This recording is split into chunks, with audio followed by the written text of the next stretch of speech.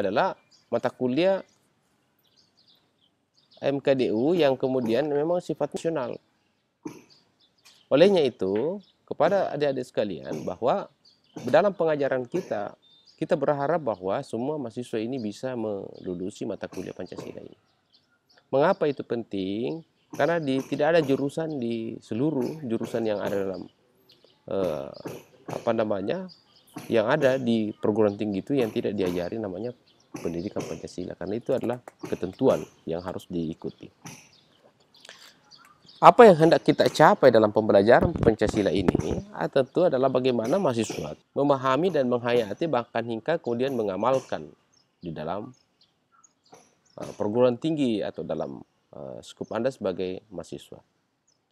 Nah, pada tingkatan tersebut tentu kita akan mencoba untuk melihat bahwa makna daripada memahami Pancasila itu adalah mencoba untuk melihat Pancasila itu dari sudut pandang satu, melihat Pancasila itu dari sudut pandang teksnya.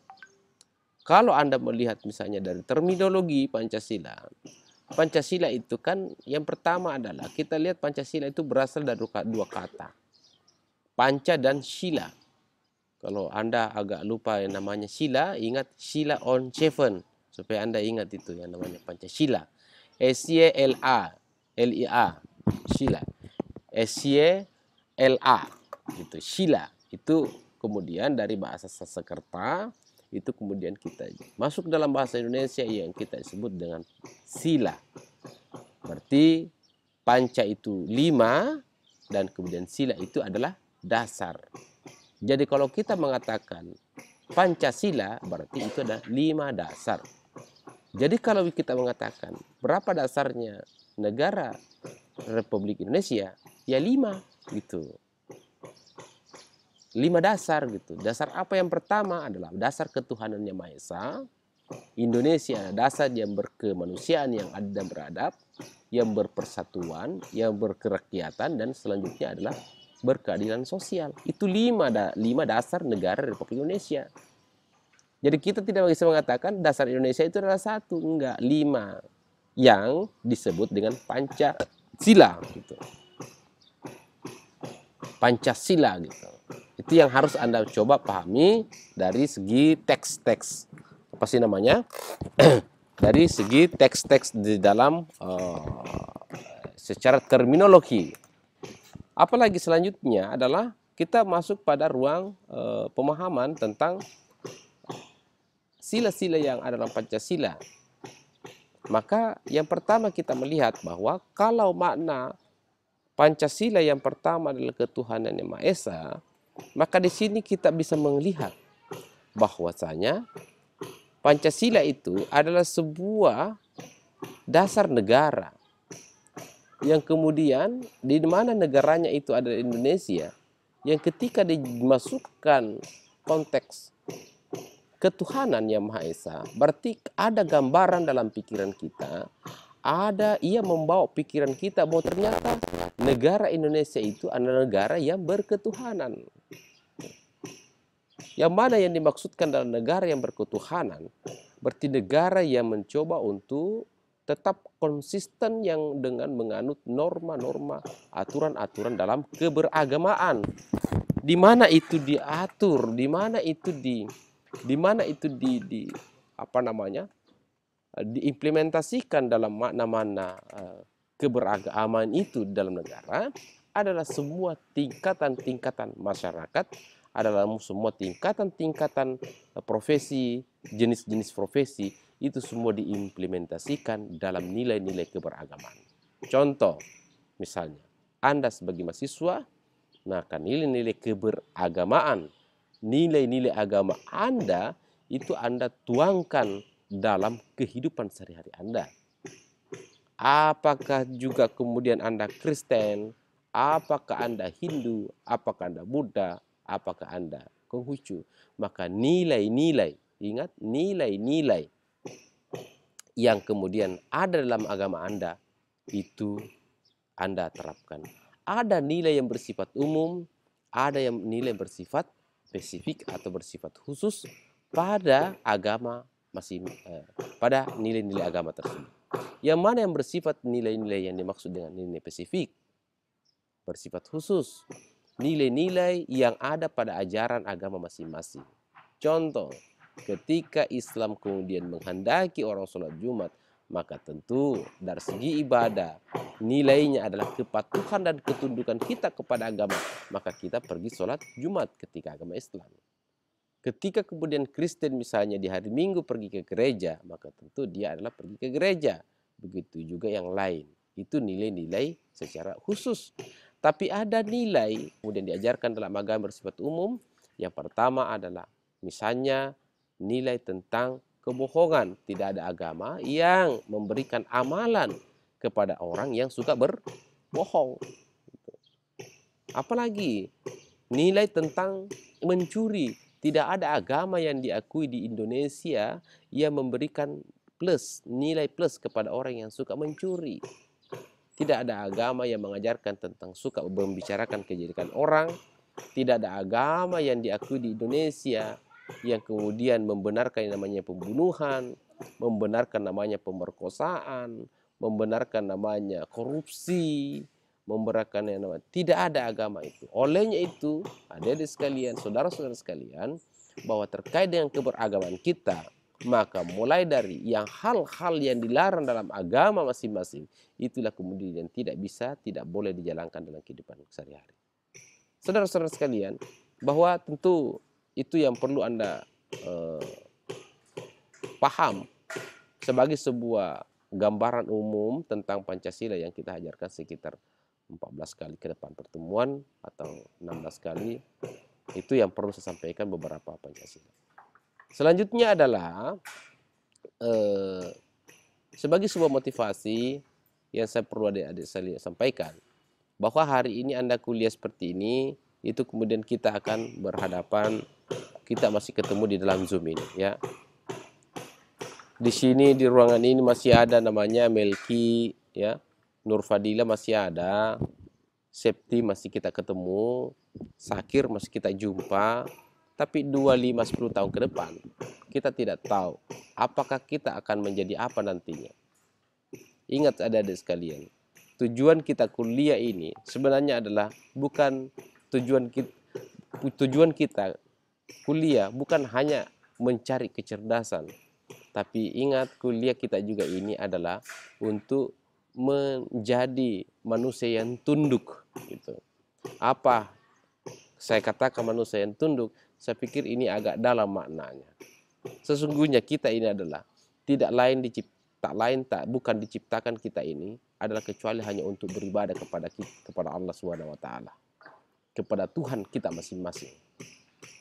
Dalam Islam jelas dikatakan bahwa wa ma khalaqtul jinna wal insa illa liya'budun. Pertanggungjawaban kita terakhir itu, maka tidak kuciptakan jin dan manusia kecuali hanya untuk beribadah kepadaku.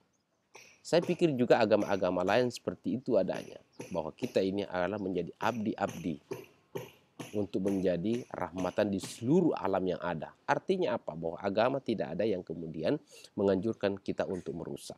Tentu kita ini menjadi abdi sebagai manusia yang memperbaiki. Ilmu yang kita peroleh juga hari ini kita tentu apa? Kita mau menjadi S1, menjadi sarjana, Anda menjadi magister, Anda menjadi doktor, itu gunanya apa? Saya pikir bukanlah sebuah itu yang kita harapkan ke depan sebagai sebuah ikhtiar untuk menggali ilmu. Akan tetapi substansi yang kita mau peroleh di situ adalah kecerdasan. Substansi yang kita peroleh itu adalah semua ilmu yang kita dapat ini, itu kita juga sebagian besar kita peruntukkan kepada orang. Orang sekali kaya, kita berusaha sebesar apapun.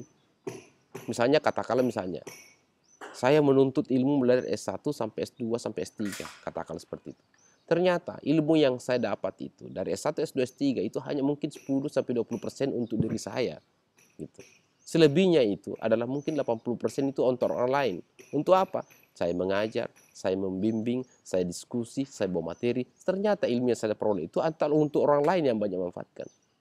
Begitu juga sebaliknya. Mungkin Anda misalnya masuk dalam dunia usaha. Anda mendapatkan peroleh uang 1 juta per bulan. Anda mendapatkan uang 10 juta per bulan, 100 juta per bulan, 1 miliar per bulan pun saya yakin Anda hanya makan 50.000 per hari. Pagi, sore, malam. Itu saja. Pertanyaannya, yang 10 juta per bulan itu kemana? Itu tentu kita, setelah kita renungi, ternyata 10 juta itu untuk orang lain, untuk tetangga, untuk anak kita, untuk suami kita, untuk istri kita, untuk orang tua kita, untuk tetangga, untuk teman-teman kita, traktir teman-teman kita, ajak teman-teman kita, silaturahmi teman-teman. Ternyata uang yang kita dapat itu, ya begitu banyak misalnya, ternyata hanya kita butuh 20.000 sampai 50.000 per hari. Kalau mahasiswa mungkin ya kalau saya mahasiswa kira-kira 2.500 dikali 3 berarti itu 5.000, ya kira-kira 7.500 per hari. Kenapa bisa Pak? Ya Indomie itu Pak 2.500 per bungkus, ya 3 kali makan. Ya syukur-syukur kalau 3 kali makan, mahasiswa terkadang makan 2 kali, berarti hanya 5.000 saja per hari yang dibutuhkan mahasiswa. Itu Tom juga kemudian pada saat sarjana sudah banyak juga ya sudah juga malas, lelah, loyo, letih. Bagaimana caranya? Tidak. Indomie terus dimakan di kos dulu. Jadi saya kira Septi jangan tinggal di kos hanya makan Indomie ya. Beli juga sayur Anda masak-masak. Yang terakhir yang perlu saya sampaikan sebagai adik-adik sekalian, hari ini mungkin kita ketemu, tadi saya katakan, kita ketemu ada di sini Muhammad Irwansyah, Raihan, Nurul, Muksin, Muhammad Sakir, Amalia, Ita, kemudian ada Septi, ada Melki. Hari ini kita kuliah, kita pernah nggak Anda mengetahui apa nasib Anda ke depan? Saya yakin saya tidak menyumpai Anda, saya tidak mensumpah-sumpah Anda. Tapi saya juga bingung kalau negara ini 32 orang, semua ini alumni perawat akan menjadi perawat. Saya juga bingung gimana caranya ini kalau semua jadi perawat. Tentu kan logika kita, enggak semua jadi perawat kan. Mungkin hari kita ketemu, halo apa kabar Melki? 5 tahun ke depannya, 5 tahun 10 tahun ke depan. Apa kabar Melki? Ketemu di grup. Baik sehat. Berapa anak ini? Sudah 5 misalnya gitu. Ada juga, di mana kerja sekarang? Sekarang jadi perawat gitu. Di mana perawatnya? Di Ambon ditempatkan. Ya, mungkin ada juga Nur Fadila. Oh iya, saya juga begitu. Kira-kira di grup nanti ya, umur panjang begitu, insya Allah. Nur Fadila juga iya. Saya juga di Ambon. Ya kalau begitu kita reunian ya ayo kita sapa lain. Teman-teman lain mana? Muncul Aladin. Wah kalau bisa minggu depan reuninya. Kebetulan saja di Ambon. Minggu depan misalnya pindahan dari Papua gitu. Mungkin ada yang bercita-cita, ada yang kemudian Salma cita-cita jadi perawat, ada Rio untuk jadi perawat. Ke depan mungkin Rio menjadi kepala dinas kesehatan, boleh saja Salma menjadi kepala puskesmas, boleh saja misalnya Ita Purnamasari untuk menjadi menjadi perawat. Kita tidak bisa hitung kita punya nasib kita ke depan. Yang pasti kesungguhan kita adalah kuliah dan menuntut ilmu. Mungkin ke depan, katakanlah misalnya Nur Fadilas nih, Narti selalu curhat misalnya dengan Septi. Halo, Septi apa kabar? Saya siapa ini? Narti. Oh Narti, iya gimana? Yang perlu diajar sama Pak Patawari ya? Iya betul. Ya gimana? Sekarang, dulu kan Septi kira-kira bertanya Narti. Saya Narti, Septi saya tanya, dulu kamu kan waktu kuliah katanya mau menjadi bupati misalnya di mana? Di Wojolali misalnya di Jawa lah. Iya. Sekarang jadi bupati enggak? Enggak, gagal. Lalu apa sekarang? Jadi istri bupati. Why not?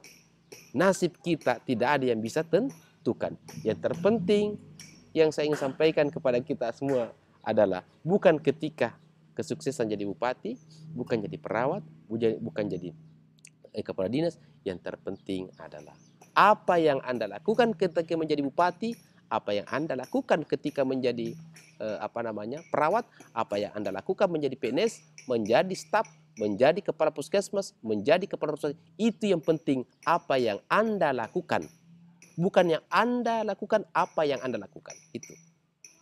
Itulah jawabannya kita akan temukan di dalam perkuliahan kita ini, insya Allah. Mudah-mudahan semua akan bisa terjawab dalam sudut pandang Pancasila. Saya kira seperti itu pertemuan kita. Sekian untuk pertemuan kita. Terima kasih banyak atas segala kekurangan dan Assalamualaikum warahmatullahi wabarakatuh. Waalaikumsalam.